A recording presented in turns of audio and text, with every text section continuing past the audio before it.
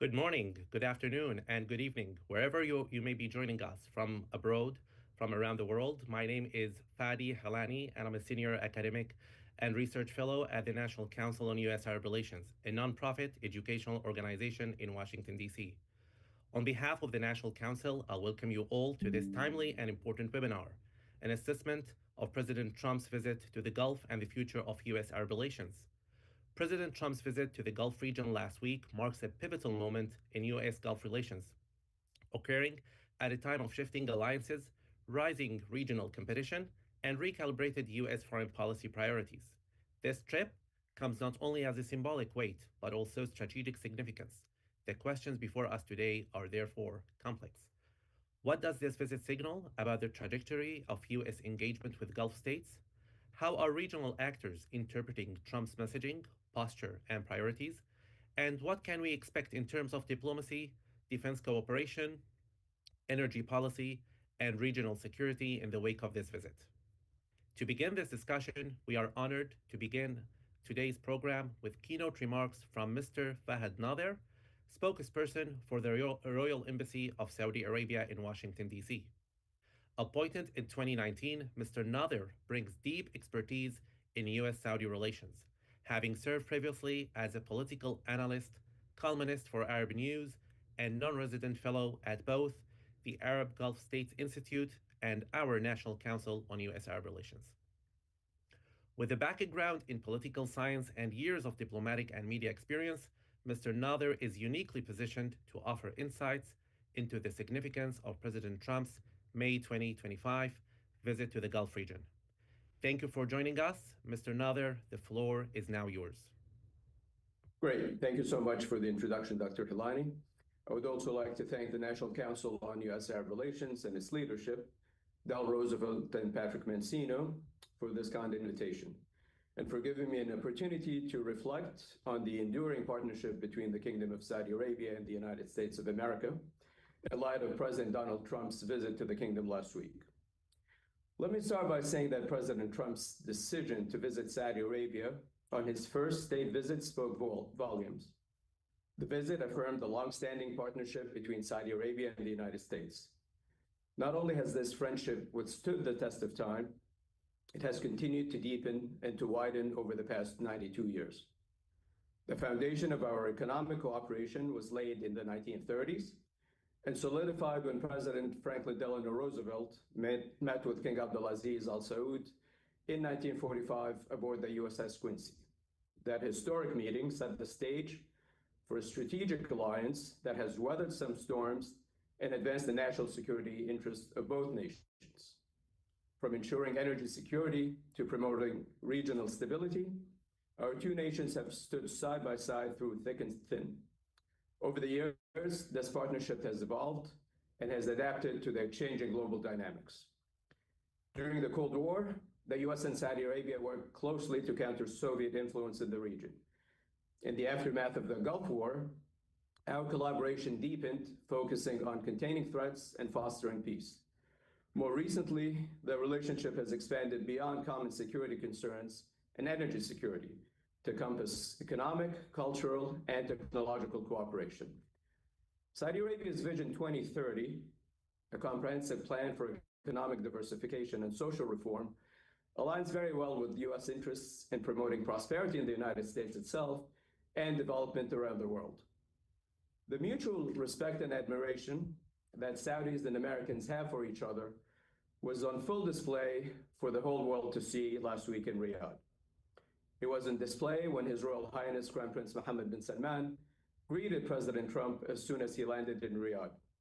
It was also obvious to all when President Trump spoke at a US-Saudi joint investment forum the next day and praised the kingdom's leadership for its wisdom and the Saudi people for transforming their country for the better. Today, the kingdom and the United States enjoy a thriving economic partnership, one that has seen $500 billion worth of trade between the two countries from 2013 to 2024. The Strategic Economic Partnership Agreement that the two leaders signed during the visit marked a new chapter in the partnership, one of increased economic integration and greater opportunities for investment, growth, and innovation. Several other agreements and memorandums of understanding bolstered investment in infrastructure, technology, and renewable energy. Such investments will not only create jobs and stimulate growth in both countries, but they will also foster innovation and promote sustainable development. As the economic partnership has strengthened, it has ushered in a new era of economic exchange between the two countries, one that saw an increase in the flow of mutual investments, increased exports, attracting American corporate headquarters to the kingdom, and creating new employment opportunities in both countries.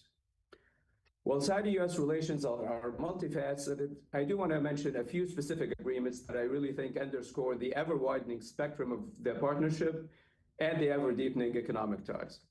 So, for example, Saudi-American cooperation in the field of renewable energy will provide sustainable energy and advanced technologies that will both reduce energy costs and carbon emissions in Saudi Arabia. At the same time, the clean energy projects in the kingdom will also create highly skilled jobs for Saudi citizens. The two nations also signed an agreement to bolster defense cooperation. In an increasingly volatile world, our nations recognize the importance of maintaining a strong deterrent against threats to regional stability. This agreement will facilitate the transfer of military technology and expertise, enabling Saudi Arabia to enhance its defense capabilities while developing the kingdom's capabilities in the field of defense manufacturing and development. And it will also bolster the localizations of jobs and the transfer of knowledge in the military industries, all of which are in line with the goals of Vision 2030. Just as importantly, the strategic partnership between the two countries in the field of artificial intelligence and data centers will create more than 22,000 quality jobs in Saudi Arabia and will increase the kingdom's GDP by 24 billion by 2030. It will also support efforts to build and train digital talent through the academies of Apple, Google, Amazon, Microsoft, and others. The visit also included both leaders participating in a joint Saudi-US investment forum that brought together hundreds of private sector leaders and the largest companies in both countries, which resulted in partnership opportunities worth $600 billion, including agreements exceeding $300 billion that were announced during the forum. The agreements included areas including advanced technology, artificial intelligence, traditional and renewable energy, manufacturing, supply chain resilience, healthcare, financial services, infrastructure, and others. Furthermore, agreements were also reached to enhance cultural and educational exchanges. By promoting people-to-people connections, we can foster greater understanding and mutual respect between our societies. These exchanges will provide opportunities for students, scholars, and professionals to learn from each other, contributing to a more inclusive and interconnected world. While Saudi-US economic, trade, and investment relations are growing ever so stronger, His Royal Highness the Crown Prince and President Trump also discussed regional developments, starting with the necessity of stopping the war in Gaza, releasing the hostages, ensuring the flow of humanitarian aid, and working to achieve a just and lasting peace. The kingdom also reaffirmed its commitment to a two-state solution and the establishment of an independent Palestinian state on the 1967 borders. The two leaders also discussed developments in a number of brotherly countries, including Yemen, Syria, Lebanon, and Sudan, affirming the kingdom's full support for all measures that enhance security, promote stability, and create conditions for development and prosperity in the region. In this context, we welcome the announcement by President Trump to lift sanctions on Syria, and we were pleased to facilitate a meeting between the President and the President of Syria, Ahmed al-Shara, in which President Recep Tayyip Erdogan of the Republic of Turkey also participated by phone. The kingdom also hosted a U.S. GCC summit that underscored the broad alignment between the U.S. and the GCC neighbors on a wide array of issues. The summit renewed our commitment to deepening the longstanding Gulf-U.S. strategic partnership. So let me end by saying this. The U.S. and Saudi Arabia share a common vision for a Middle East that is free from conflict and extremism. We will continue to work together to address the causes of instability, promote dialogue, and support efforts to resolve regional disputes peacefully. As we look to the future, the partnership between Saudi Arabia and the U.S. remains as vital as ever. By building on our shared history and embracing new opportunities for cooperation, we can ensure that this partnership continues to serve as a force for good in the region and beyond. Together, we can promote stability, prosperity, and peace, creating a brighter future for generations to come. So once again, thank you for your time, and I look forward to listening to the important conversation ahead. Thank you very much, Mr. Nader, for these thoughtful and thorough remarks, which will definitely help us understand the goals and expectations shaping this very critical moment. With that important foundation in place, I'm honored now to introduce our distinguished panel of experts who will help us further unpack the strategic, political, security dimensions of President Trump's visit to the region. First, I'm pleased to welcome Dr. Kenneth Katzman, Senior Advisor at the Sofan Group and Senior Fellow at the Sofan Center. Dr. Katzman is one of the foremost experts on U.S. policy in the Middle East, having served for decades as a senior Middle East analyst at the Congressional Research Service.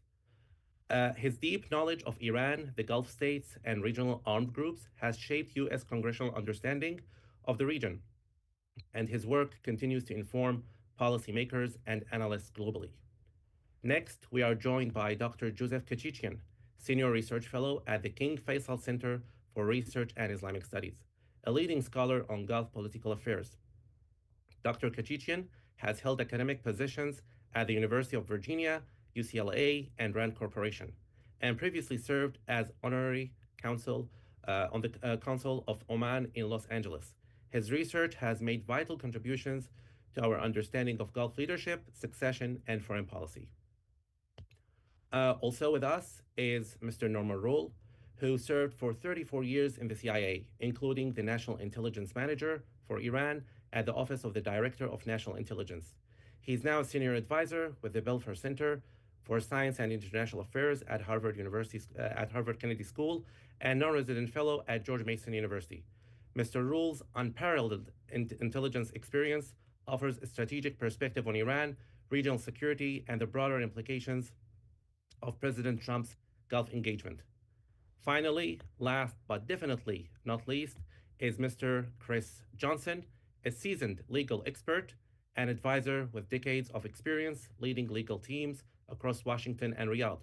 He has represented major multinational corporations and U.S. government entities and served as chairman of the American Chamber of Commerce in Saudi Arabia.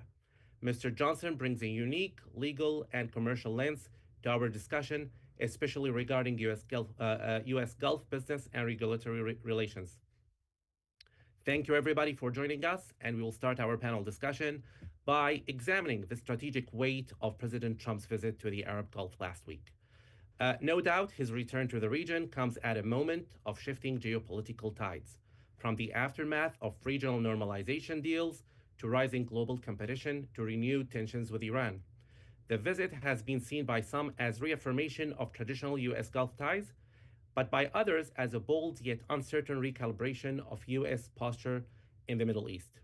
So to open this discussion, Dr. Katzman, I will ask you from your vantage point as a long-time analyst of U.S. policy in the Gulf, how would you characterize the strategic intent behind President Trump's visit this time around? Is this a continuation, in your opinion, of his earlier posture during his first term, or does it reflect a recalibrated approach to the Gulf? Dr. Katzman, you are muted. Thank you very much, and thank you to the council for inviting me on this panel today. I'm glad that after I left CRS a few years ago, people still want to hear from me. That's great. This trip sought to dramatically depart from historic U.S. policy in the Gulf. Mr. Trump is essentially trying to redefine U.S. relations in the Gulf, the Middle East, in terms of economics, technology partnerships, artificial intelligence, deals, economic agreements, business agreements. and completely shifting away from, not completely, but shifting away from the historic traditional U.S. role as security guarantor of the Gulf, security guarantor of the Middle East, the major power attempting to stabilize the Middle East, end conflicts in the Middle East, bring peace and security to the Middle East, and shift the balance of power away from rogue actors, radical actors such as the Islamic Republic, and toward those actors that are allied with the United States and are in line with U.S. values, U.S. strategy, etc.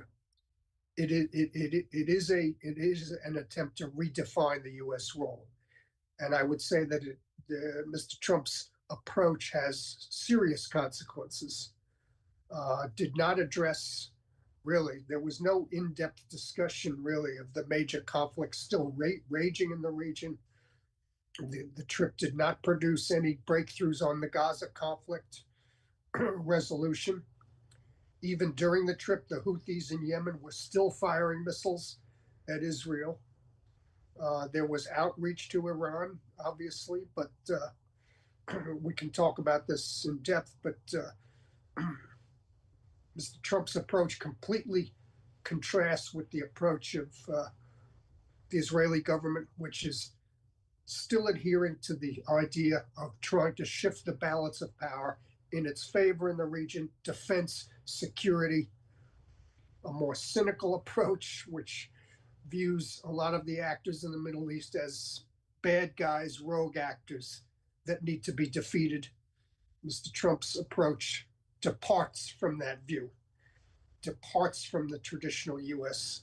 view of the region of defeating bad guys, defeating the rogue actors, keeping them in check, containing rogue actors. And so I think that if Mr. Trump continues to pursue this approach through the next several years of his term, we're going to see the consequences unfold as to whether his vision will bring peace, stability, and security to the region.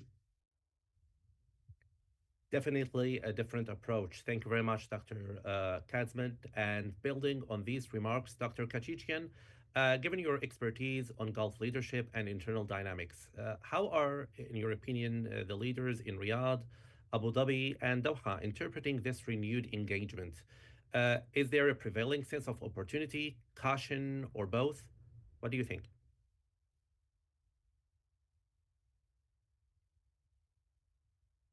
Dr. Kéchichian, you are also muted. Sorry about that. Thank you very much for the opportunity to appear and to quickly answer your question. A little bit of everything, I suppose.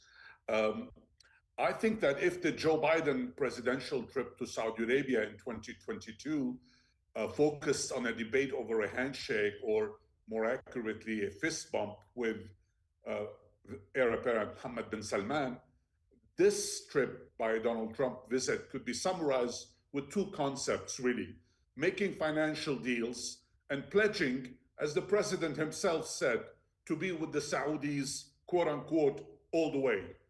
Now, the financial deals were clear and one could easily understand them. I'm not sure what being all the way with the kingdom really means. The president's speech in Saudi Arabia certainly reflected a major shift in American perceptions of Arabs, impressed perhaps by the dramatic transformations of the past few years in Saudi Arabia and elsewhere. Trump spoke about trade, about development, and the significant advancements of the Arabian Peninsula, which meant that, at least for him, Arabs were no longer mere camel riders, although his views of Muslims and the Muslim world are still not clear. He was, after all, let's not forget, the author of the Muslim ban during his first term, and current assaults on Muslims in the United States, especially pro-Palestinian students at leading universities. Still, for those who command oil and disposable income, the president can be a deal maker, no doubt about that, especially if they can share their ambitions and progress for progress and prosperity with the United States. For now, the visits to Riyadh, to Doha, and to Abu Dhabi must be considered to be successful business models, although we will need to wait and to read the fine print to know which direction the Trump wind will blow. Mr. Trump harbors an unpredictable behavior, and his decisions can be both competitive as well as questionable. Arab Gulf leaders, on the other hand, are, at least to me, fearless. They openly espouse risky financial security partnerships with Washington that may yield exceptional rewards for the entire region, though these partnerships will need to be evaluated on their strategic measures. It's going to be interesting to watch what will happen over the next 2 years. Now, to give President Donald Trump the benefit of the doubt, one must acknowledge his rare oral presentation. Perhaps the most important sentence in Mr. Trump's speech in Riyadh, at least to me, was when he declared that the United States had, quote, no stronger partner, end quote, than Saudi Arabia, a status that used to belong to Israel. This was an exceptional statement because there was no normalization with Israel during this visit, even if circumstances might change in the future. Trump would like to see his Abraham Accords expand, but he may be willing to be patient and to actually declare that the Saudi partnership was stronger than the Israeli will not sit well in Israel and in the United States, both at a beholden Congress to everything Israeli, and in my view, far worse at the popular level, where blind sympathy to Israel is as common as Coca-Cola. Now, remarkably, Mohammed bin Salman may have managed to earn the strongest partner label through his negotiating skills, as well as his correct readings of President Trump's psychology. Contrary to what experts believe, most of those folks who hold that the Saudi-US relationship is transactional, that is, oil for security, Riyadh managed to foster a strategic alignment that takes into account energy security with regional and even global stability. President Trump's visit may thus be said to have aimed to reset that partnership within the context of today's multipolar world, which the kingdom and its GCC partners strongly back. Furthermore, and while pundits applauded Trump for acknowledging overreach, it was important not to overstate this, since overreach is what superpowers do. That's in our nature. In some instances, that is what lesser powers do as well. Sometimes even overconfident but inherently weak powers engage in similar adventures too. Nevertheless, for President Trump to acknowledge that Washington may have overreached is talking the talk, while many are waiting to see how he will walk the walk. The late Saudi Foreign Minister, Prince Saud al-Faisal, seldom tired of cautioning past American administrations to tame their passions, raising with senior officials his apprehensions when misplaced overconfidence reached dangerous levels. And he pointed to grave consequences when Washington chose to look the other way. He never tired of telling the truth, though few welcomed his warnings. The current leadership in the kingdom is pursuing a similar track and is hoping that the Trump administration will heed its caution.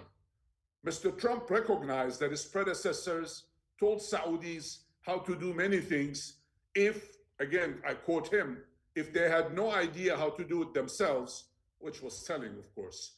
He added a very interesting statement, quote, peace, prosperity, and progress ultimately came not from a radical rejection of your heritage, but rather from embracing your national traditions and embracing that same heritage that you love so dearly, end quote.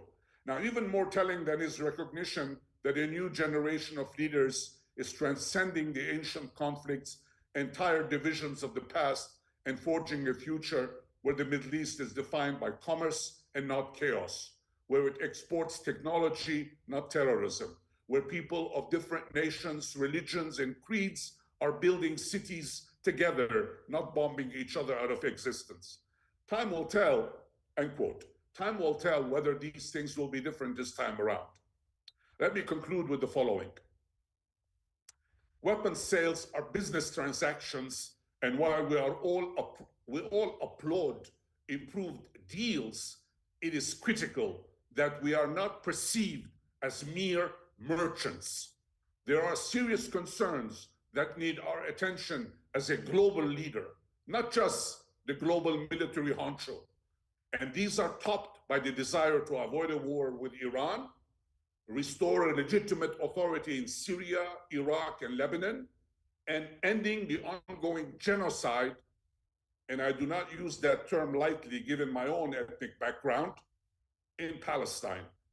Other theaters pose their own challenges, ranging the gamut from the war for Ukraine to a potential confrontation with China. For the Middle East, the urgency really is Palestine, and skirting this issue is unbecoming for a great power. When we finally remember that Palestinians are humans and deserve life, liberty, and the pursuit of happiness, then we as Americans will uphold our humanity as we defend our lives, preserve our liberties, and pursue our happiness.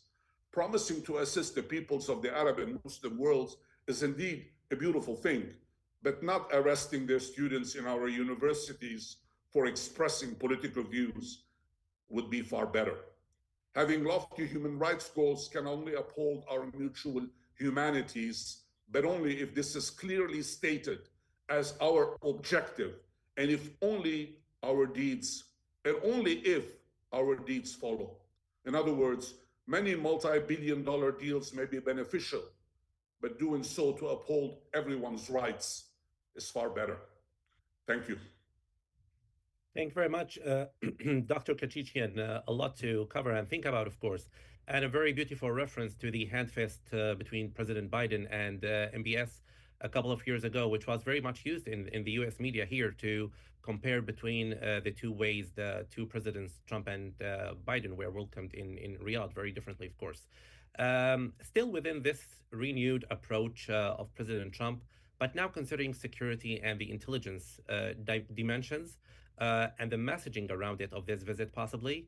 Mr. Rule, in your opinion, given your long experience in intelligence and security, how do you think this visit may be received in Tehran and by Iran-backed proxies across the region?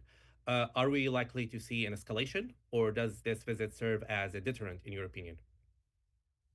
Thank you. It's a pleasure to be here today. It's an honor always to be associated with the council. It's a pleasure to be on with such an august group. And your question is an important one because Iran's proxies, to include Hamas in Gaza, are terrorists. And Hamas in Gaza practices human sacrifice as well as human shields and is as responsible for the violence in Gaza as the Israelis. And I know that's not the point of today, but I feel, given the last comments, that needs to be stated. If you're from the perspective of Tehran or its proxies, this was a very troubling trip because what the United States has done is that it has established a new symbolic and tangible framework in the region, which I think has successfully at least initiated the process of replacing a framework which increasingly looks suited to a previous age and seemed incapable of dealing not only with the rise of middle powers and technologies, but was also incapable of dealing with the non-state actors that were producing so much turbulence in the region. And that included the Houthis and Hezbollah, that included the damage that's being conducted in East Africa, that included the damage that's being conducted in Syria and elsewhere in Africa for so many years. This framework, I think each of these agreements needs to be looked at if you're in Iran, or indeed if you're in Russia or China. Each of these agreements needs to be looked at in detail and to see the DNA of each deal. And if you look at the DNA of each deal, it's clear that they're going to last beyond one administration. And it's easy to say deals don't always produce the amount of revenue or the amount of gain that is anticipated it is clear that the DNA of these deals, these agreements, as compared to the agreements signed by, say, President Biden or President Xi and President Putin, are quite different. And they touch core national security and economic objectives that each side is going to strive to execute. And that's going to transform the role these countries, Saudi Arabia, the Emirates, and Qatar, play in the region vis-a-vis Iran and the proxies, and how that role shapes the region. So, of course, this will mean jobs for both all the countries involved, but that will also mean prosperity and economic transformation for the countries that surround these Gulf countries. And that's not only an economic and information age transformation for Africa and India, but also offers Jordan, Lebanon, Syria, Yemen a prospect of a very different type of economy as they hinge on to these societies. And there's a tremendous amount of work that went into these agreements. And I think I want to wave the flag of the embassies who must have done heroic work in 100 days, building upon work the Biden administration had done, but really finalizing a tremendous amount of work in a very impressive amount of time, with agreements that seem to focus on a handful of issues: high tech, aviation, military, energy, infrastructure, and healthcare. And if you're in Iran, those are areas where Tehran has failed dramatically, and all of its proxies have failed dramatically as well. If you're a proxy, you're part of an axis of misery. You can bring guns, you can bring oppression, you can bring complaints. You can't bring good governance. You can't bring infrastructure, healthcare. You can't bring the promise of a future. I think it's also important that if you're from Tehran, you saw that each side took dramatic steps to demonstrate the deep importance of the bilateral relationship. Each side took steps to show that they respected the stature of the other. If you looked at the size of the U.S. delegation, you had 5 U.S. cabinet secretaries. You saw about 30 of the most powerful private sector leaders on the planet. And this attendance showed not only the desire for the agreements, but it shows a tremendous confidence that the U.S. public and private sectors have in the region on agreements that will have a seismic impact on their strategic and business bottom lines. And that confidence is something that I think if you're in Iran's strategic polity or in the polities of Iran's proxies, it does impact. And I think you also saw with this that you saw this marriage. It's now a marriage of energy, technology, capital, geography, and trust. And it goes back to the geography of the Gulf.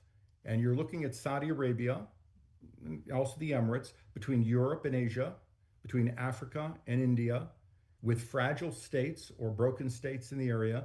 But they have this engine of growth, of innovation, of social change, of multiculturalism, of interfaith acceptance, which offers a new world. And this AI backbone, using cheap energy and using the cloud that they can offer through this geography, gives them a capacity that no other country can put together.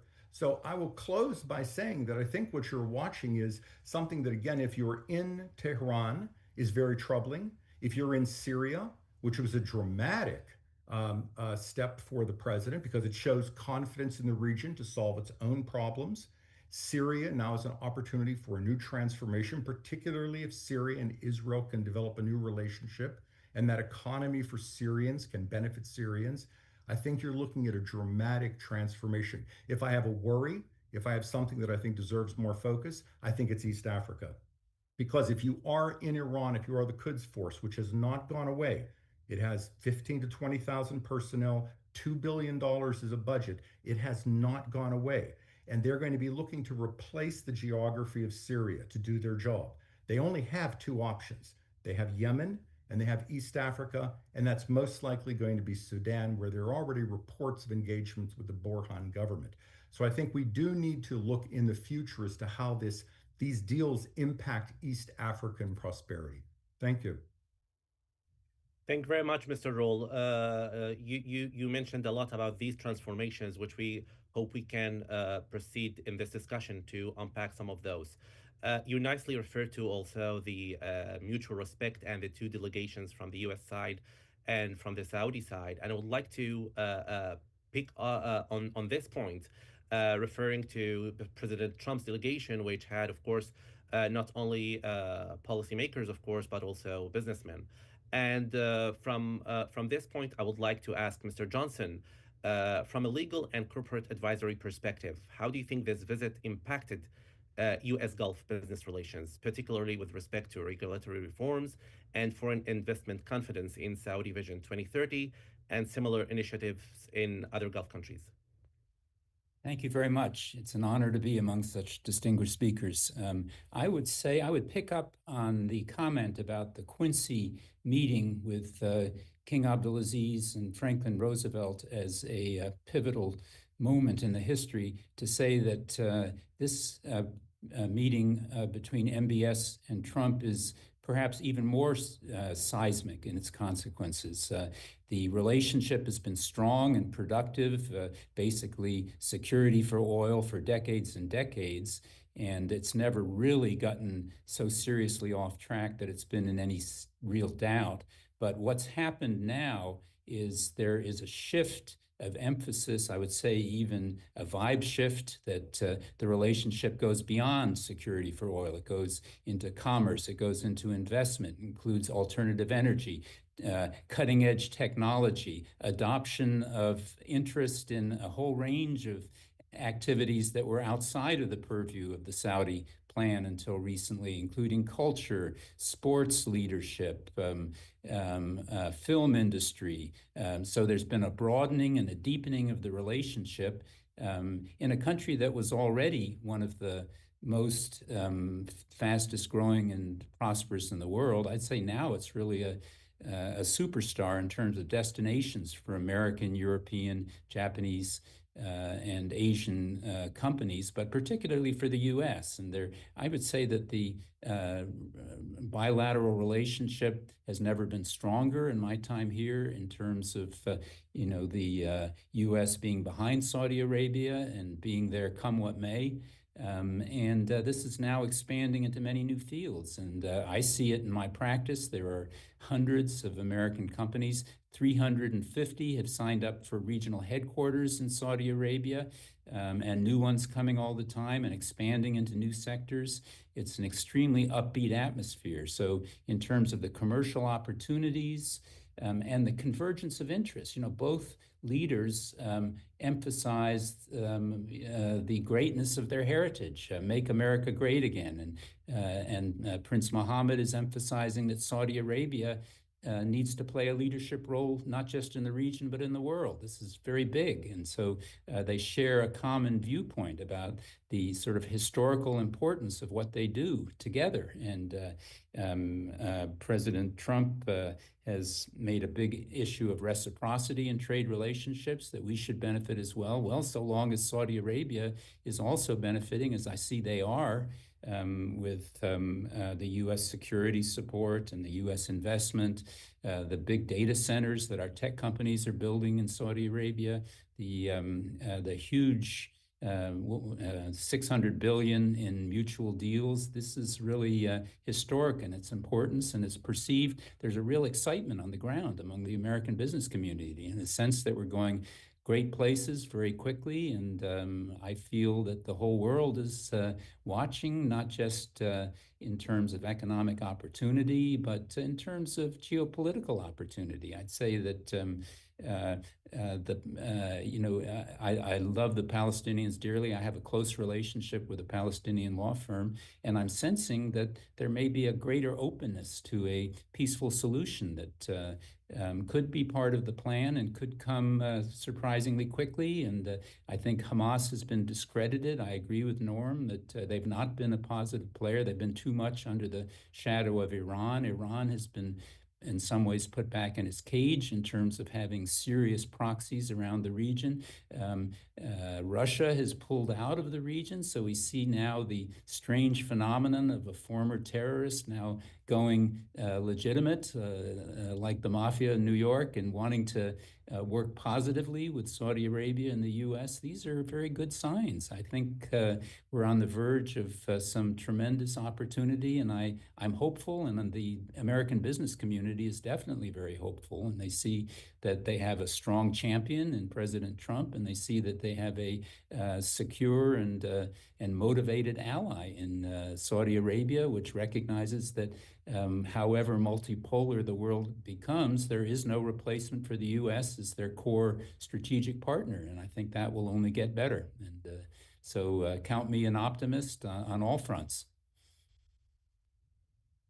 Thank you very much, Mr. Johnson. Hopefully, we all remain optimistic, of course, about these very much rich investment opportunities. You mentioned something about security, of course, investments, which I would like to use to, as we shift gears to explore the broader regional consequences of this visit.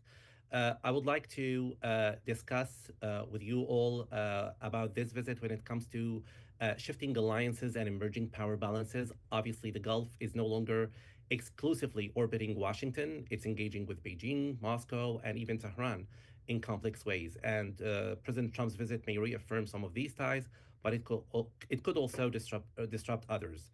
In your opinion, Dr. Katzman, do you see any shifts in regional alliances or realignments emerging from this visit? How do you think might President Trump's policies impact relationships among GCC members or their ties to countries like Russia, China, or even Iran? Thank you, Fadi. Well, you know, as I said earlier, the balance of power has shifted. And it didn't shift because of AI agreements, technology agreements. It shifted because of the raw application of military power by the government of Israel. Now, obviously, I'm sure everybody on this panel and everybody in the audience has major problems with the way Israel's, perhaps its tactics in Gaza. However, be that as it may, the Israeli decision to confront militarily Iran's axis of resistance has led to a very, very significant balance of power shift in the region against Tehran, against rogue actors. Artificial intelligence is not going to defeat non-state actors. Military power does defeat non-state actors. The United States did eliminate Al-Qaeda, basically, essentially. U.S. military power did defeat the ISIS caliphate.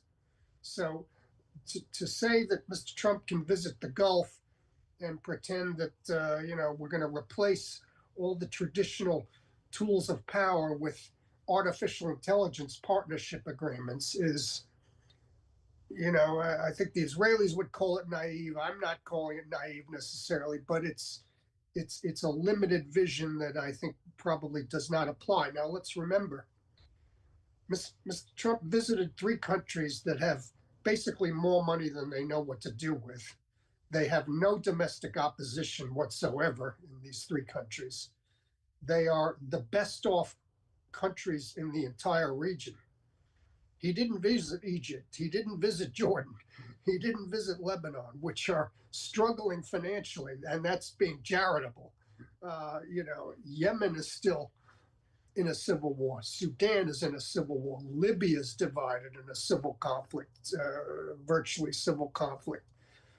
You know, Mr. Shara has not fully stabilized Syria yet, although I think Mr. Trump's decision to lift sanctions was a bold stroke that I think will lead to Syrian stability. That definitely was widely applauded, and I think justifiably so. But, you know, the application of strategic power did shift the balance of power, and I think that's leading to a lot of the optimism that everybody on the panel is expressing for the future. The fact that Iran is defeated and is reeling and is seriously in a corner has allowed for the Saudis, the Emiratis, the Qataris, and others in the region to now flourish. They don't have to worry about necessarily Iran's aggression anymore, because Iran's aggression has been seriously confronted and defeated. And I don't think I don't see the balance of power ever shifting toward Tehran really again, or anytime soon at least. And so, a lot of the press made a lot about, Mr. Trump didn't visit Israel and there's tensions with Netanyahu. And that's true. But, I think what the Israeli government did in terms of confronting Iran did set the stage for Mr. Trump to go to the region and be able to talk about economics, to be able to talk about artificial intelligence, to be able to discuss data centers, and not have to go, as past presidents have, and only discuss arms sales and security and balance of power and bases and air defense. And so I think we have to look holistically and say, Mr. Trump is trying to focus. His vision seems to be, if we only sign a lot of technology partnerships, everything else that's going wrong in the region doesn't matter, or we can ignore it. And I would seriously dispute that that's going to play out successfully, to have that approach. There does need to still be attention to balance of power, security matters, defense, military. And we've seen that play out, and Iran is quite a bit in a corner right now. It is set back to the lowest point since basically the Islamic Revolution. Iran's influence has been completely defeated. And I think many in the U.S. government want to keep it that way. Thank you very much, Dr. Katzman, and thank you for bringing the Israelis in your response. That was something I wanted to also discuss in an upcoming question, actually. So before I do that, I would like to ask Dr. Kéchichian still about, of course, security and defense. And in that sense, like, how might Gulf countries interpret, in your opinion, any renewed or restructured security commitments from the U.S.? Are they more inclined now to seek multilateral or regional self-defense frameworks? Because some people were speaking about renewed talks about an Arab NATO. What is your input about this, Dr. Kéchichian?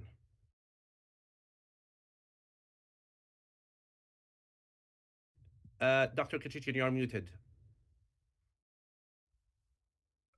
Sorry. Your question assumes that, in fact, there was a change in U.S. foreign policy when it came to security issues under the previous administrations, and that somehow a new strategic chapter was opening now. I'm not sure whether any kind of fundamental shift occurred during all these years. There was, of course, theatrical performances, the fist bump and all that, but nevertheless, I think that the commitments by the United States towards the protection of the Arab Gulf monarchies is something that has not changed for the past 80 plus years. I think what we will see now, and to add on what Ken Waltzman was saying a few moments ago, is that although Iran has been strategically muzzled, if you would like, the Saudis did not wait for President Trump to come to power before they themselves opened the doors of conversation with the Iranians. Because Iran may have been muzzled militarily and strategically in the region by losing Iraq, by losing Syria, and by losing Lebanon. They're holding very tightly on Yemen, and they will lose that one too. But Iran is a $100 million population with which the Arab Gulf states have come to terms with over the long term. Iran is a neighbor. Iran is not the enemy forever and ever and ever. It's a neighbor. It's a fellow Muslim country, even though there are differences. And the Saudi leaders are aware of this. The president himself acknowledged that the Emir of Qatar, Sheikh Tamim, has asked him to avoid a war. And he wanted the Iranians to actually thank the Emir for being their advocate, if you would like. So therefore, I think that the strategic balance that is changing now is mostly theatrical. the fundamentals have not changed in the region. And the conservative Arab Gulf monarchies, who are survivors and always think long term, not in 4-year terms, not in 8-year terms, but who think for 80 to 160 to 320 years and plus, these people take the long-term view. Iran is going to be their neighbor forever, and they're aware of it. So they will have to come to terms with the differences that exist in the region. I will add one final point here, which I think we as Americans sometimes miss out. This is not a zero-sum game. Somebody wins, the other person wins and loses, and vice versa. No, these are relations between major powers. Relations change over time. We should not be surprised that there are ups and there are downs. Right now, the president has shifted the alliance, if you would like, and he is introducing new parameters to the discussion. He is focusing on trade, he is focusing on development, artificial intelligence, and all these wonderful things that everyone is speaking about. But at the end of the day, we as a major power have responsibilities on the global scene, not just in one part of the world and not just in one area. We cannot really put all of our eggs in the development basket, in the trade basket. It's good if we do that. On the short term, our companies will make huge profits and we all want them plenty of success, etc. But everyone else wants the same thing too. Make no mistake, the Chinese are competing in the Arab Gulf countries like there is no tomorrow. And don't be fooled by the small deals that occurred, $1 to $2 trillion. What is $1 or $2 trillion deals? That's nothing. You're talking about trillions and trillions and trillions of dollars of investments on both sides. So think of the long term. Think of establishing very close human ties between the populations of the United States and the populations of the Arab Gulf countries and the population of Iran, of Iraq, and all the other Arab countries. I think that the idea of separating to rule, which the British taught us, should really be relegated to the past. New chapters must be opened. We need to encourage communication amongst population so that building on trade and building on development, we actually begin to value each other. Thank you very much, Dr. Kéchichian. And the reason for why I asked you the question, not to suggest a shift of possibly defense policy from either side, but as you know, like the last few years, there was a different understanding of what security commitments are, especially when there were some criticisms from the way U.S. responded to or mutedly responded to Houthi attacks on Saudi Arabia and UAE. So at some time, the two sides, the Gulf and the U.S., were not very much on the same page of what these security commitments could mean. But I very much agree with you. You nicely referred to how the Gulf countries and the U.S. Very much are on the same page of not having wars with Iran, of course. This will be for the benefit of nobody in the region. But going back to the Israelis, I wanted to dig deeper. Dr. Katzman referred to the Israelis in the whole picture of President Trump's visit. And I want to come with this question to Mr. Roll. Mr. Roll, what's your assessment of how Israel might be recalibrating its strategic calculus in response to this visit by President Trump and any messaging that came out of it, especially with Trump's plans in Gaza, his recognition of the new Syrian government, and the cessation of U.S. sanctions on Syria? There was a lot actually about where Israel is in all this. So what are your thoughts? Thank you. Thank you. I'll comment a bit first on the military issue because I have a very different perspective. Since January of 2024, the United States has sent 6 aircraft carrier task forces to the Middle East and 6 B-2s. Those are the greatest and most powerful technological forces ever sent into combat zones in the history of the planet. Each of those task forces had 7,000 American lives. And it's often seen academically as it's just a task force. We put 7,000 American lives under Houthi missiles. We put 7,000 American lives who were attacked 170 times by Houthi missiles and drones. No other country did that to that extent. The British were generally with us. There are aircraft carriers from other countries. They were not with us. And that was for freedom of navigation. And that was to keep the international community safe. And that deserves some recognition. Secondly, the president's trip had almost $200 billion of military sales. And that's not just money for factories that make people wealthy. I'm sure that will happen. But the nature of those deals provides a very specific shift in the DNA of defensive capacity within the region. And those deals need to be examined to show what that does in terms of providing military industries with the capacity of their own to defend themselves as deterrents. And my last point is the Defense Intelligence Agency published over the weekend a very important document relating to something called Golden Dome, a defensive system described by the Trump administration. And that document states that it is the assessment of the U.S. intelligence community that Iran will pose a greater ICBM threat to the United States than North Korea. That is a dramatic and striking shift and clearly based on significant information. And if you marry that assessment with the nuclear threat from Iran, you understand a very different approach by the United States to its defensive doctrine towards the region. So I think as you think about American military commitment to the region, 6 B-52s, 6 aircraft carrier task forces, $200 billion, that ain't nothing. And there is no other country that is able to do that or will continue to do that.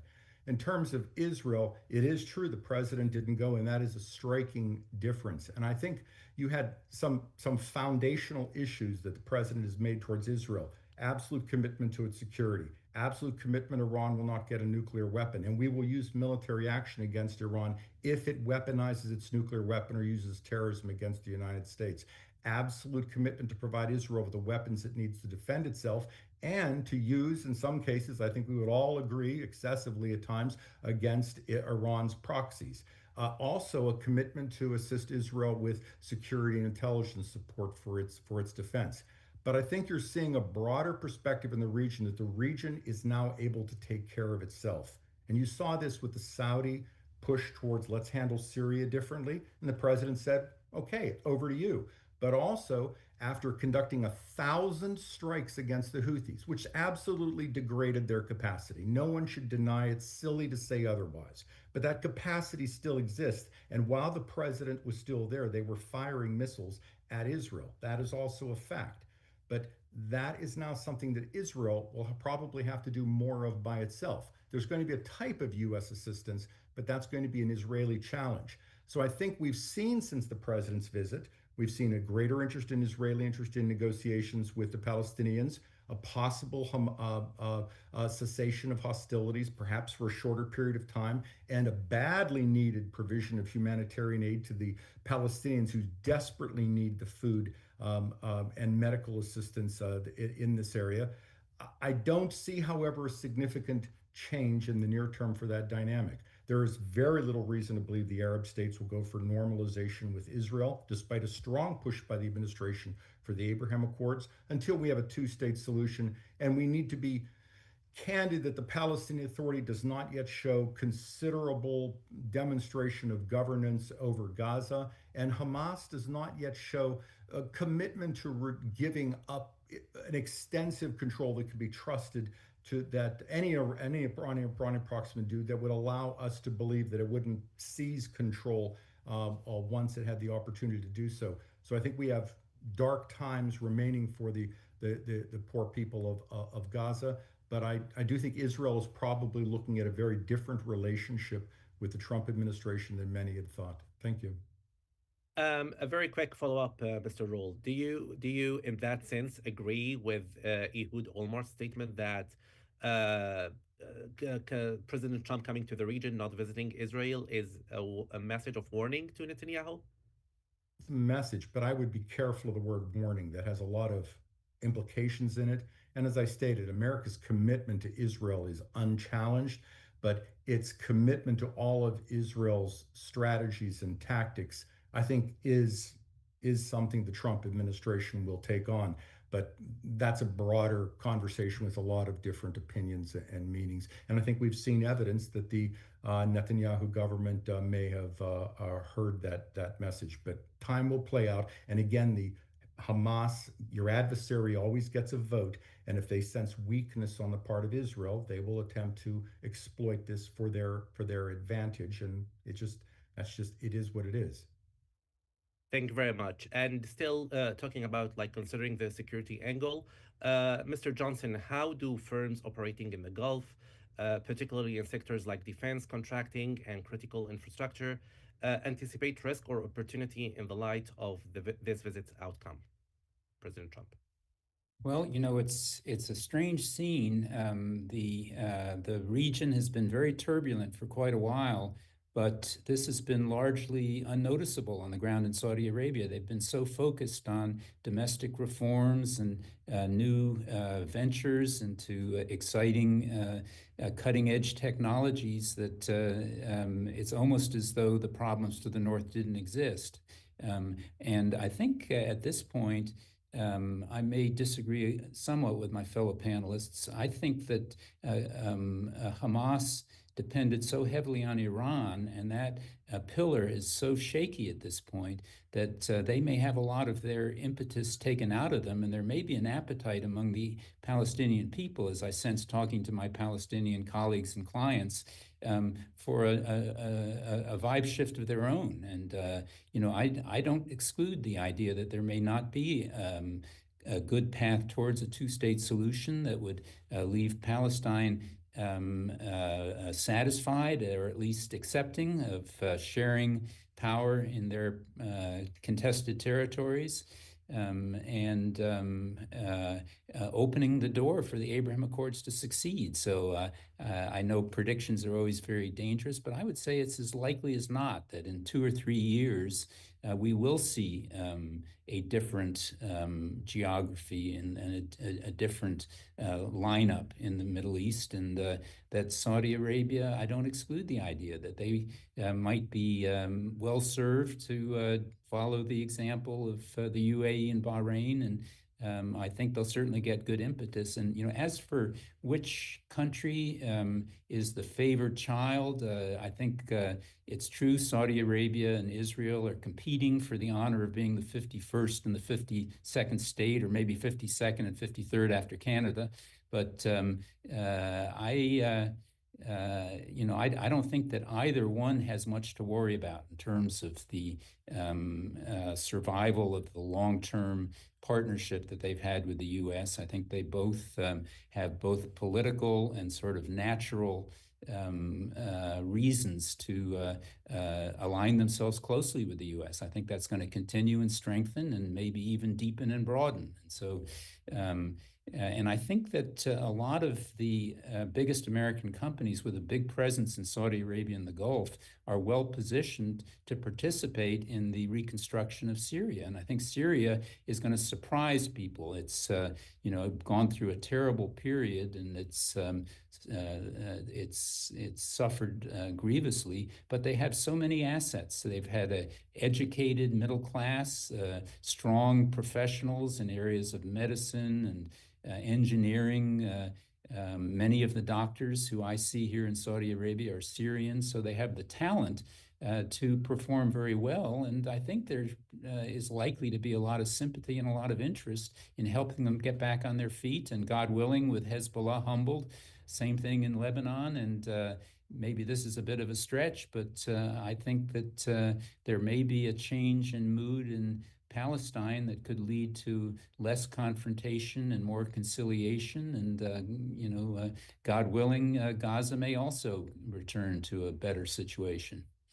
And the American and the Western business communities are present and capable and well experienced to help in the process of getting away from animosities and more in pursuing converging interests and cooperation, and following the Thomas Friedman idea of the McDonald's theory of world peace, that if we can all have strong economies and strong trade relationships. That's the best immunization and antidote against the chronic conflicts that we've suffered in recent decades.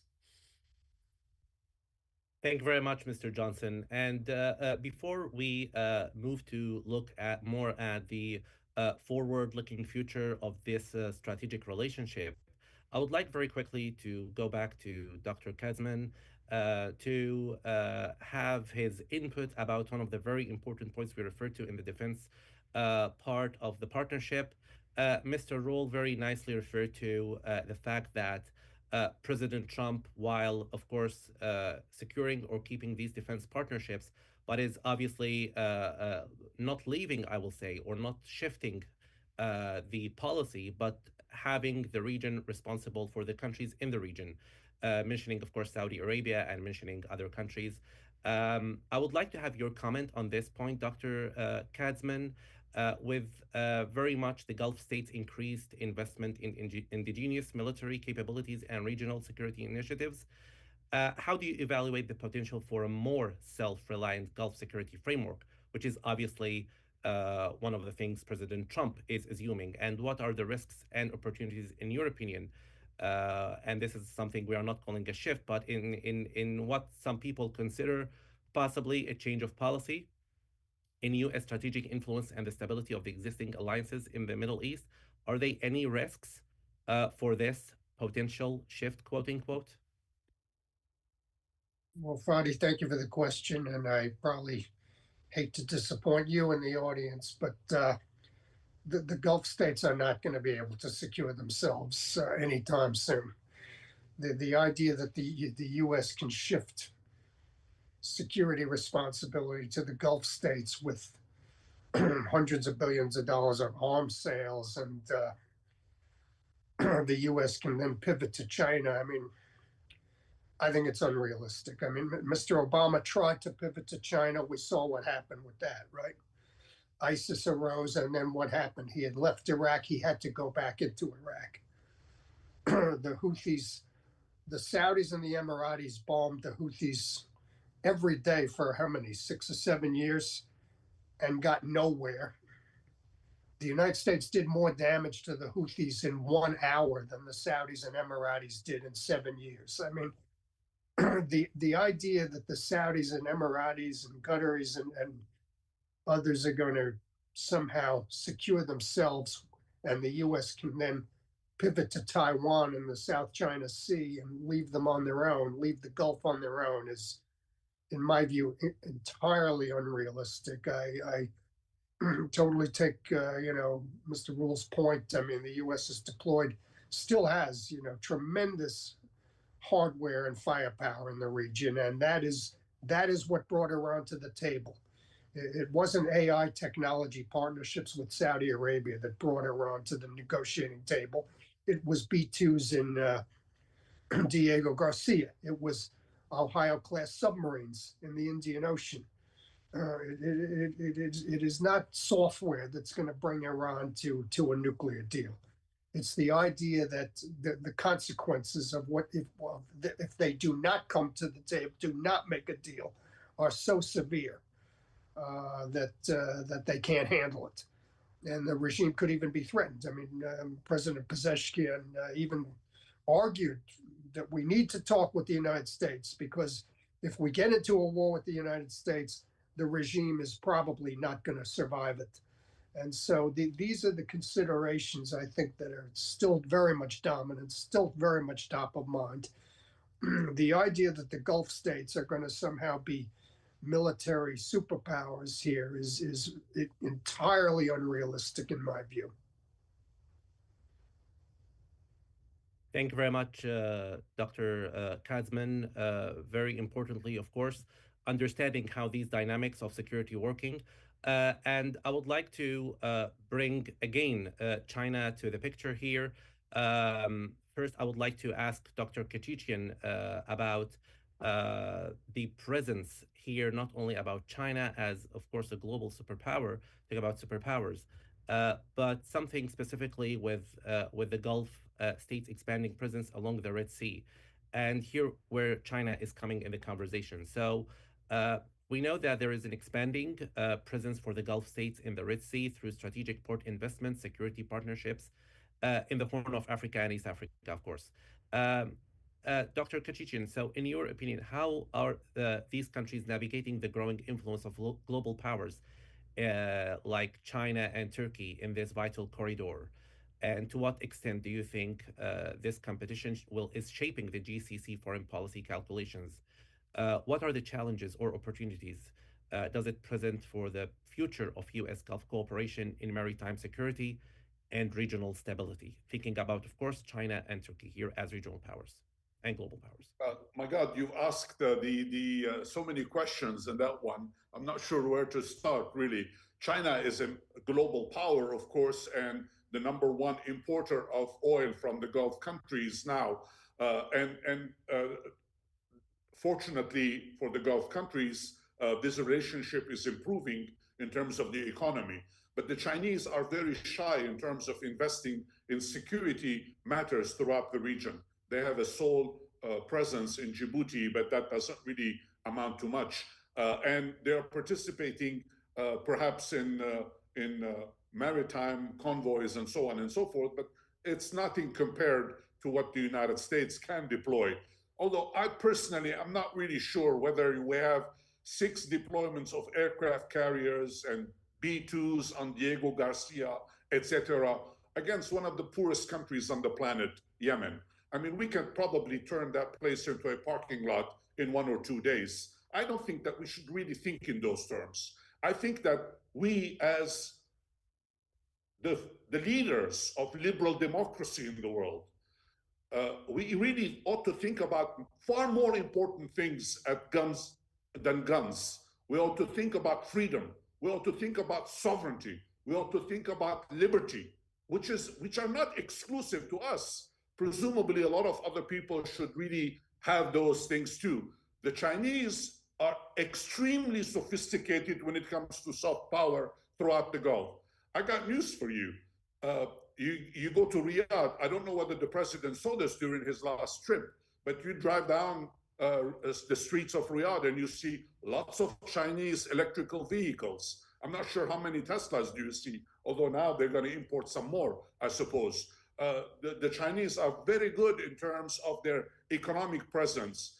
Riyadh is now going to build Hyundais. Hyundais are going to be built in Riyadh, and so on and so forth. I think the Chinese will continue to benefit from the fact that we act as the policemen of the world in the Gulf, whereas they benefit economically because they don't have to invest in security and they can think of Taiwan and other issues. My view, from the perspective of someone who lives in this part of the world now, even though I've spent most of my adult life in the United States, I am now back here. It seems to me that we ought to really think about the way people in this part of the world reason. And we have a hard time understanding how that process really works. What do people want in this part of the world? They want a better life. They want more freedom. They want security. They want stability. They want to have proper relations with their neighbors. Whether it comes from China, whether it comes from the United States, whether it comes from Russia or from the European power, or far more important, whether it comes from themselves. They rely on their own more than people realize. And what they would like to do, and they're very happy with their leaders, I think it was Ken who said earlier, and I absolutely agree with him, that there is no opposition in any of these countries. And I would say now, I will add to Ken's list, not just Saudi Arabia, the Emirates, Qatar, even Syria. What is the opposition in Syria now? Even Lebanon, Hezbollah has been defeated. I don't think we should make really a big deal out of these major concerns. There has been an important, dramatic shift in the region, true. There is a lot of emphasis on trade development, true. The fundamentals have not changed. People still struggling for freedom, for liberty, for sovereignty. Those are the things that we ought to think about. It is unbecoming of us to monopolize freedom for ourselves only. Other people deserve it as well. Maybe I'm idealistic. Thank you very much, Dr. Kéchichian. A very thorough response for my too many questions, for sure. But I would like to stick with China for a little more and its technology investments in the Gulf. And I would like to take this to Mr. Rule. So, with the regional intelligence and sharing and counterterrorism cooperation under strain from new cyber threats and AI-driven disinformation, what do you think, Mr. Roll? What adaptations do you believe are necessary to preserve deep intelligence linkages between the US and the Gulf? And can these states remain reliable partners in a world of more fragmented and multi layered security environments? Your question strikes to the heart of the most important artificial intelligence deals conducted by the president, and indeed to the heart of the debate in the Biden administration and within the Trump administration prior to the authorization of those deals. China has been the Gulf's most important trading partner since approximately 2014, and its Belt and Road Initiative, utilizing strategic partnerships with the region beginning approximately around 2010 and taking off again in 2014, has been apparent to all. That's not going to change, but it does operate on a different plane from the United States. The Chinese do not have a geopolitical or geostrategic, geosecurity posture in the region.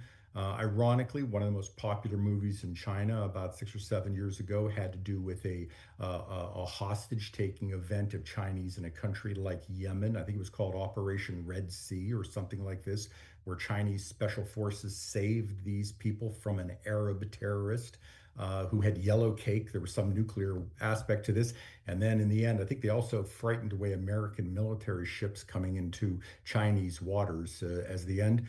But China plays almost no role in the Red Sea dynamic, other than its ships getting pretty much a free pass by telling the Houthis they are not against the Houthis. There are reports that they have allowed Chinese companies to provide imagery to the Houthis. They have denied this publicly. And there are also reports that the Russians have engaged in some negotiations that were halted to provide the Houthis with weaponry. So you have a very strange dynamic in that region. But you should focus on the AI issue because it has some powerful implications. The United States was not going to share its most powerful semiconductor chips with any country if those chips and the AI capacity could then leak to China. The consequences in a Pacific conflict or elsewhere in the war could be catastrophic. And that's that. But the Gulf partners provided very profound and reasonable security assurances that satisfied the Trump administration and indeed many in the Biden administration.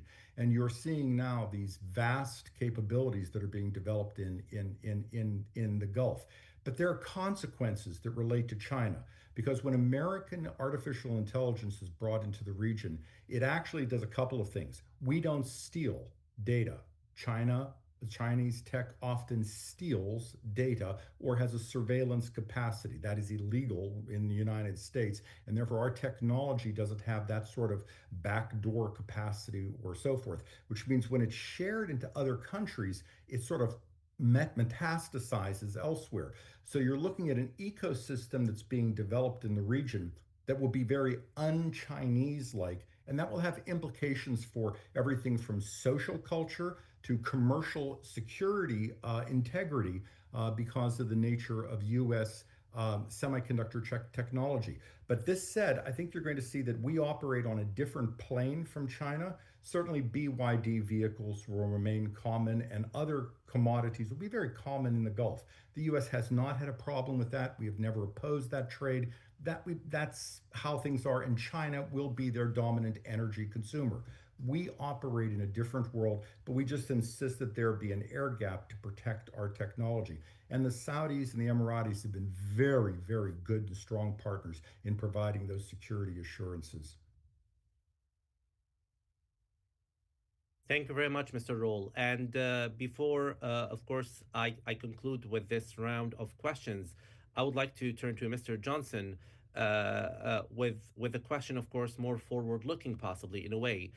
So, with the rise of sovereign wealth investments and the push for localization in Gulf economies, How must U.S. legal and business strategies evolve to stay competitive in the Gulf post oil economy trajectory?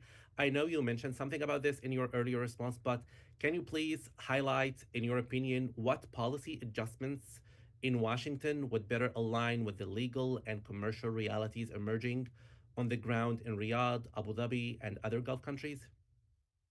Well, President Trump has been vocal and proactive in identifying ways in which he's said at various times that he wants to help American business be more competitive abroad. The number one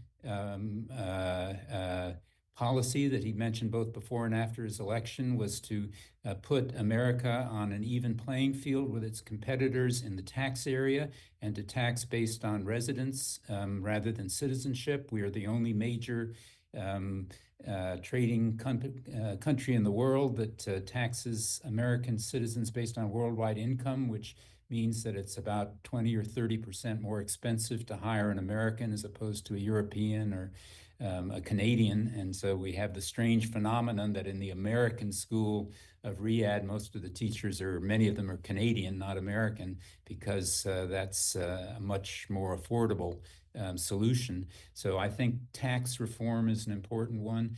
But by and large, our relations with Saudi Arabia are pretty harmonious. We don't have any major serious trade issues. There have been some intellectual property issues in the past, but they've been largely rectified. And Saudi Arabia has made some huge advances in setting up a intellectual property authority that registers and enforces trademarks. And so there have been advances in protecting copyrights, and we're seeing patents also becoming more commonly registered in Saudi Arabia. The government has been migrating its transactions to online portals, so we're getting e-government that's more efficient. In terms of what can the U.S. do to support American business abroad, I think it's hard to match what President Trump did last week in signaling his commitment and comparing Saudi Arabia or the U.S. relationship to the China relationship. I think Norm put it very well. The Chinese relationship is one of convenience. The one with the U.S. is one of choice. You don't see Saudi students going to China. They come to the U.S. and they're influenced by American values and American ideas about economics and social life and so forth. I think that's a trend that's not going to change. I don't think that there's much interest in following the Chinese model. There, 5 rounds of free trade negotiations that came to nothing with China. I don't think the cultures mesh as well as they do between the U.S. and Saudi Arabia. And so we're already in a very privileged position. I think our administration recognizes it. I think there has been a big shift since the Biden administration. You don't see anyone calling Saudi Arabia a pariah state anymore, and you don't see the same effort to export our culture and our values. I think there's been a big shift away from cultural and social imperialism and a recognition that Saudi Arabia as an Islamic state has its own priorities, and it's not about to, follow the woke agenda that was dominant until recently in the U.S. And that was promoted by our government under an earlier administration. So I think there's a huge compatibility and convergence of interest. I think the U.S. government is solidly behind the business community. Our AmCham is proactive in organizing an advocacy approach. I had a meeting just a few days ago with Liam Fox, former Minister of Defense of the UK, and Joni Ernst, U.S. Senator from Iowa, and Kirsten Gillibrand from New York, talking about promoting on a sort of a track 2 basis the Abraham Accords. And I believe that that's a positive initiative that came from Trump 1, and that I think we'll hear more about, and that I think will ultimately be part of the solution to the geopolitical stresses in the region, and that the groundwork has been laid for this kind of a region-wide coexistence scenario that will be very positive for business. And, American business has been present in the kingdom for decades, and there's been a gradual convergence of values and policies. And, I believe in the idea of the sharp and the sweet and the sticky in foreign policy, that the sharp is the military and you use it when necessary, but it's not very effective. It's a very crude instrument. The sweet is the cultural, which is a mile wide and an inch deep, but the sticky is what commercial does. And we've been doing that successfully through our commercial relationship and our very large business presence in Saudi Arabia for a very long time. And this has shaped the cultures of both countries. And I think it will only get better. And thank God we have a president who understands it and who is promoting it aggressively. So I think that the business environment and the level of access and interest on the part of our administration have never been better. I look for bigger and better things. Thank you very much, Mr. Johnson. And before we run out of time, I would like to take a couple of questions we received from our audience. I will start with a question sent for Dr. Kéchichian. So from our colleague, Dr. Bill Lawrence, thank you for your brilliant analysis. Can you elaborate further on what you mean by walk the walk? What are the signals or benchmarks do you have in mind in judging the future implementation of these deals and promises? And is it possible that not addressing Gaza may affect the deals? Dr. Kéchichian? Look, I am a capitalist at heart, and I want the business community to move ahead and be successful. I want to sell more. I want to build more. I want to sell more. I want to do all the wonderful things. But I have to also to be very realistic about as to what is going on right now. With Mr. Trump, with all due respect, I have not forgotten the Muslim ban. Other people may have forgotten or choose not to remember it. So that's what I mean by walk the walk and talk the talk. We will have to wait and see what this term would look like. If it's anything like the first term, God help us. If it's much better, as I hope it will be, because I'm optimistic as well, then so much the better. But deeds are what we are looking for. And the people of the Gulf region, all of them, and the Arab world in general, and the Muslim world in particular, are looking for a lot more sympathy and compassion from the United States as the leading liberal democracy in the world. Those two words are not used very frequently today, but we ought to. And as I've said in my remarks, freedom for all. Thank you, Dr. Kéchichian. I think many of the questions from the audience, mostly we addressed in the discussion, but there is one question I would like to take here with the remaining time we have. Is there a strategic value of U.S. Gulf partnership being adequately communicated to domestic audiences in both regions? And what role should public diplomacy play in sustaining this relationship amid shifting geopolitical narratives?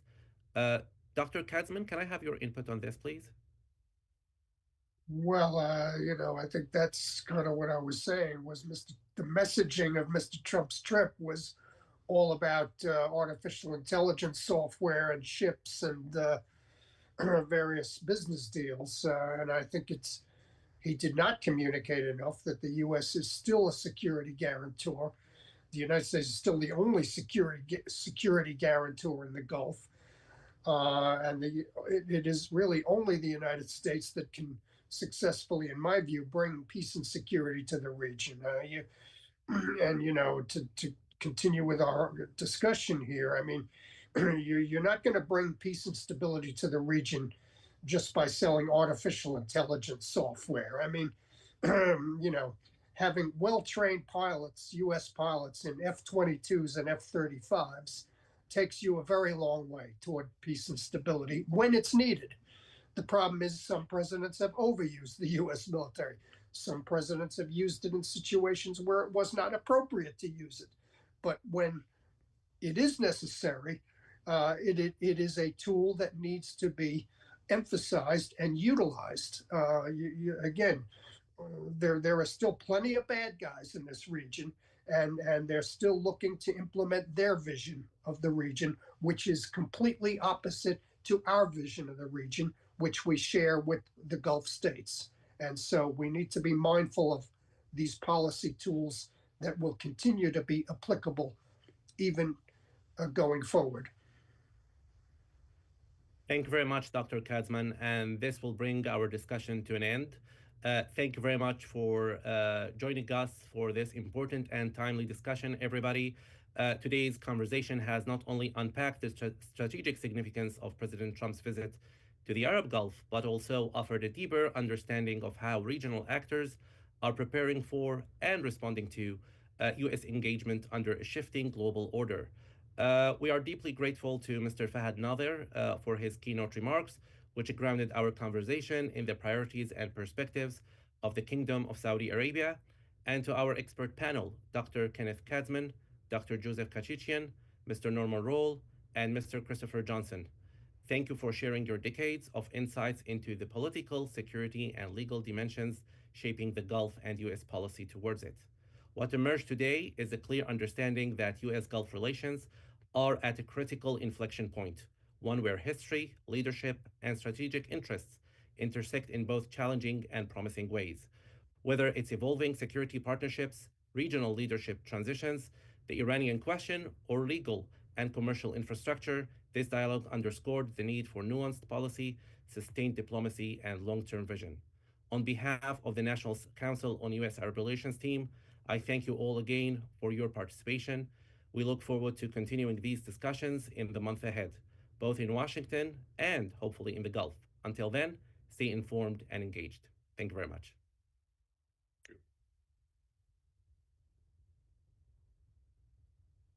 Thank you.